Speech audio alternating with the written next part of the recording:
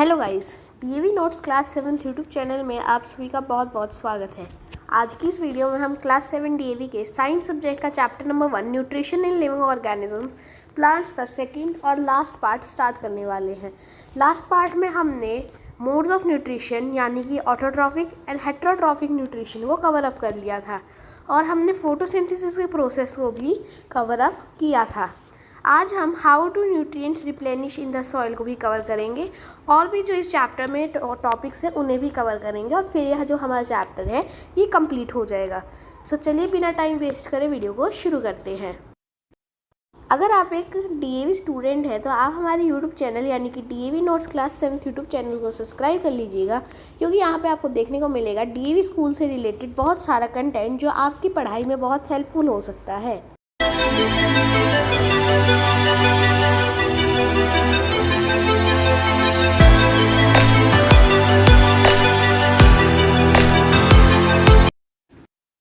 तो यहाँ पे मैंने हमारा चैप्टर ओपन कर लिया है। आज हम other modes of nutrition in plant से स्टार्ट करने वाले हैं। अगर आपने इस चैप्टर का पार्ट 1 नहीं देखा है तो प्लीज़ उसे चेकआउट ज़रूर कर लीजिएगा, link is given in description. Some plants cannot synthesize their own food because they do not contain chlorophyll. Such plants depend on the food produced by other plants. Their mode of nutrition is therefore heterotrophic. One such plant is Cuscuta amarbale deodar. It can be observed as a yellowish thread-like structure without leaves growing on other plants. Cuscuta is a parasite since it derives its nutrition from some other living organisms and causes harm to the organism. The plants on which it grows is known as the host. So कुछ plants जो होते हैं वह अपना खुद का खाना नहीं बना पाते क्योंकि उनमें क्लोरोफिल प्रेजेंट नहीं होता है। सो उनका जो मोड ऑफ न्यूट्रिशन होता है वो हेटेरोट्रॉफिक होता है क्योंकि वह दूसरे प्लांट्स के ऊपर अपने खाने के लिए डिपेंडेंट होते हैं। One such plant is Cuscuta, जिसे हम हिंदी में अमरवेल और डेओडर भी कहते हैं। सो आप उसकी पिक्चर यहाँ पे देख भी पा रहे होंगे राइट साइड पे। ये जो है ये प्लांट जो है कि येलोइश थ्रेड लाइक स्ट्रक्चर है तो दूसरे प्लांट्स के ऊपर ग्रो करता है और अपनी फूड रिक्वायरमेंट्स को उनसे डिराइव करता है, यानी कि वो जो प्लांट है वह उसका खाना खाता है अपने न्यूट्रिशन को पूरा करने के लिए। जिस प्लांट के ऊपर वो ग्रो करता है उसे हम होस्ट कहते हैं। Next paragraph, have you ever heard of insect eating plants? There are plants that feed on insects for their nitrogen requirements. Some parts of such plant gets modified to trap insects. For example, the leaf of a pitcher plant gets modified to form a pitcher with a lid. The lid is able to open and close the mouth of the pitcher. The pitcher is lined downward with downwards pointing hairs. When an insect enters, it cannot climb back out against the hairs and ultimately falls to the bottom of the leaf and gets digested by the juices present there. Such insect eating plants are called insectivorous plants. कुछ plants जो होते हैं वह insects के ऊपर feed करते हैं अपनी नाइट्रोजन रिक्वायरमेंट्स को पूरा करने के लिए। उन प्लांट्स को हम इंसेक्टिवोरस प्लांट्स कहते हैं। एक ऐसे प्लांट का एग्जांपल है पिक्चर प्लांट, जिसकी आप फोटो यहाँ पे देख भी पा रहे होंगे। इस प्लांट के जो है पार्ट्स जो होते हैं वो मॉडिफाई हो जाते हैं, मतलब इसी प्लांट यानी सभी प्लांट्स जो इंसेक्टिवोरस होते हैं उनके पार्ट्स मॉडिफाई हो जाते हैं इंसेक्ट्स को ट्रैप करने के लिए। जैसे पिक्चर प्लांट की जो लीफ है वह एक पिक्चर लाइक स्ट्रक्चर में मॉडिफाई हो जाती है जिसके ऊपर एक लिड होती है जो ओपन एंड क्लोज कर अपने आप को ओपन एंड क्लोज कर सकती है। सो फॉर एग्जांपल एक इंसेक्ट है वो पिक्चर प्लांट की लिड पे बैठ जाता है। अब जो पिक्चर प्लांट की लिड है वो ऑटोमेटिकली ओपन हो जाएगी और जो इंसेक्ट है वो उसके नीचे गिर जाएगा।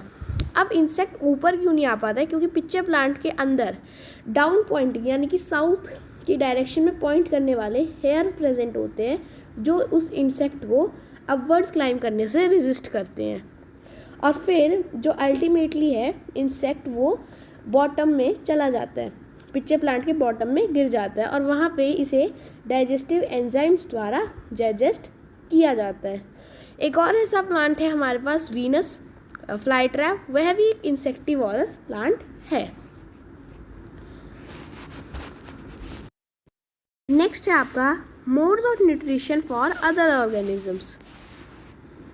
कि बाकी ऑर्गेनिज्म, अब हम प्लांट्स के अलावा दूसरे ऑर्गेनिजम्स के मोड्स ऑफ न्यूट्रिशन को पढ़ने जा रहे हैं. So first mode is saprotrophic mode of nutrition.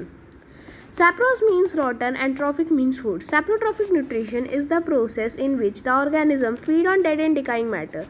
The food gets digested outside the cells or sometimes even outside the body of the organisms. This type of digestion is called extracellular digestion. The organism secretes digestive juices directly onto the food. These digestive juices makes the food into soluble. The organism then directly absorbs it. Some organisms which have saprotrophic nutrition are rhizopus, bread mold, macure, pin mold, yeast, and agaricus mushroom, and many bacteria. So saprotrophic mode of nutrition basically वो mode of nutrition है जिसमें एक organism dead and decaying matter के ऊपर feed करता है. For example bread mould, आप अगर ब्रेड को कई दिन के लिए बाहर छोड़ दोगे तो उस ब्रेड पे ये ब्लैक पैच आने शुरू हो जाएंगे. वो जो होते हैं वो ब्रेड माउल्ड की ग्रोथ के कारण होते हैं. अब सेप्रोट्रॉपिक न्यूट्रिशन जो है एक ऑर्गेनिजम्स के सेल के बाहर या फिर इवन उसकी बॉडी के बाहर टेक प्लेस करते हैं और ऐसी डाइजेशन को हम एक्स्ट्रा सेलुलर डाइजेशन बोलते हैं. एक्स्ट्रा सेलुलर डाइजेशन एक कीवर्ड है, आपका इम्पॉर्टेंट कीवर्ड है और आपको पेपर में पूछा जा सकता है कि what is extra cellular digestion. So इसको याद रखिएगा, the digestion that takes place out of the body और out of the cell in an organism is called extra cellular digestion. अब ऑर्गेनिज्म क्या करता है, फूड के ऊपर डायरेक्टली जूसेस एंजाइम्स को सीक्रेट करता है जो उस फूड को अपनी सॉल्युबल फॉर्म में ले आता है और फिर जो ऑर्गेनिज्म है वो उसे डायरेक्टली कंज्यूम कर लेता है. और जो एग्जाम्पल है सैप्रोट्रॉप्स के वो है rhizopus, bread mould, mucor, pin mould, yeast और मशरूम. और बहुत सारे बैक्टीरिया भी आपके सैप्रोट्रॉप्स होते हैं. नेक्स्ट है सिम्बायोटिक रिलेशनशिप. ये इस चैप्टर का बहुत ही इंपॉर्टेंट कंसेप्ट है. So please listen very carefully this concept. Sometimes two organisms lives in a close association and developed a relationship that is beneficial to both. This is called symbiotic relationship. In Greece, symbion means to live together. Some algae and fungi live in the root of trees. They receive shelter and nutrition from the tree.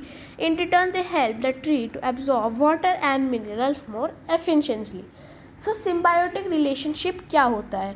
Basically दो या फिर दो से ज़्यादा organisms corporation करते हैं, ठीक है, जो उन दोनों के लिए फ़ायदेमंद होता है.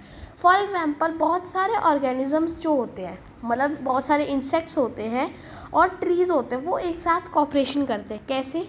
जो ट्रीज़ है वह उस इंसेक्ट को शेल्टर प्रोवाइड करता है और इंसेक्ट उनकी रूट्स में रहता है. वहीं जो इंसेक्ट है वह उन्हें न्यूट्रिएंट्स और वाटर को बेटरली एब्जॉर्ब करने में हेल्प करता है. सो अब यहाँ पे आपको सिम्बायोटिक रिलेशनशिप के एग्जाम्पल्स भी दिए हुए हैं. First example, lichen is a living partnership between a fungus and an algae. The fungus absorbs water and provide shelter. The algae prepares food by photosynthesis. So lichen जो है वो एक living partnership है किसके बीच में? फंगस और algae के बीच में.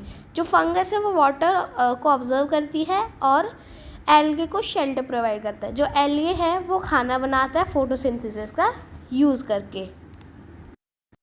Second example of this relationship is Rhizobium is a bacteria that lives in the root of leguminous plants.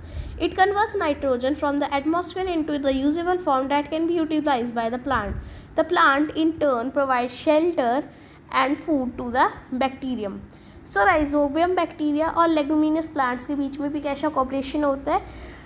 जो राइजोबियम बैक्टीरिया वो क्या करता है, वो एटमॉस्फेरिक नाइट्रोजन को प्लांट की यूजेबल फॉर्म में कन्वर्ट करता है और फिर प्लांट उसे यूज़ करता है. ओके, इन रिटर्न प्लांट जो है वह राइजोबियम बैक्टीरिया को रहने को शेल्टर और खाना खाने को खाना देता है. सो फाइनली हम इस चैप्टर के लास्ट कंसेप्ट पर पहुंच गए हैं और इस कंसेप्ट का नाम है how are nutrients replenish in the soil. कि न्यूट्रिएंट्स कैसे मिट्टी में मिक्स होते हैं. Plants remove nutrients from the soil as they grow. The nutrients needed to be reintroduced in the soil so the soil remains productive. Farmers usually enrich the soil by adding manures and fertilizers. They are the materials contain one or more of the nutrient that plants needed. In a forest, when no one grows to add fertilizers, the decomposition of dead leaves and other plants and animal matter enriches the soil with nutrients. As we discussed just above, bacterium like rhizobium also helps making the soil rich in nitrogen. मान लो आपके पास एक कोई भी plot of area है, उसमें आपने क्या किया, प्लांट उगाए. अब जो प्लांट है वो सॉइल के न्यूट्रिएंट्स को भी कंज्यूम करेंगे. अब कई बार क्या होता है, हम केयरलेस हो जाते हैं और हम टाइम टू टाइम को सॉइल को मेंटेन नहीं करते हैं, तो फिर वो क्या होता है, जो मिट्टी है वो बंजर बन जाती है, उसके सभी न्यूट्रिएंट्स ख़त्म हो जाते हैं और उसमें दोबारा प्लांट ग्रो नहीं होते हैं. सो फार्मर्स क्या करते हैं, उनमें फर्टिलाइजर्स और मैन्योर्स मिक्स करते हैं, जिससे जो वो सॉइल है वो प्रोडक्टिव बनी रहे. ऐसे ही राइजोबियम बैक्टीरिया भी हमने पढ़ा, वो भी सॉइल में नाइट्रोजन को मेंटेन रखने में मदद करता है. ओके. और फॉरेस्ट में जहाँ पे कोई भी नहीं होता केयर करने का, वहाँ पे decomposition of dead and decaying organisms soil को एनरिच रखते हैं न्यूट्रिएंट्स में. सो यहाँ पे आपको 4 वेज दिए हुए हैं. पहला है decomposition of dead parts of N organisms. Okay, जब हम dead and decaying matter decompose करते हैं. सेकेंड, बैक्टीरिया लाइक राइजोबियम जो है हमारा नाइट्रोजन को मेंटेन रखता है. थर्ड, फर्टिलाइजर्स जो फार्मर्स यूज़ करते हैं.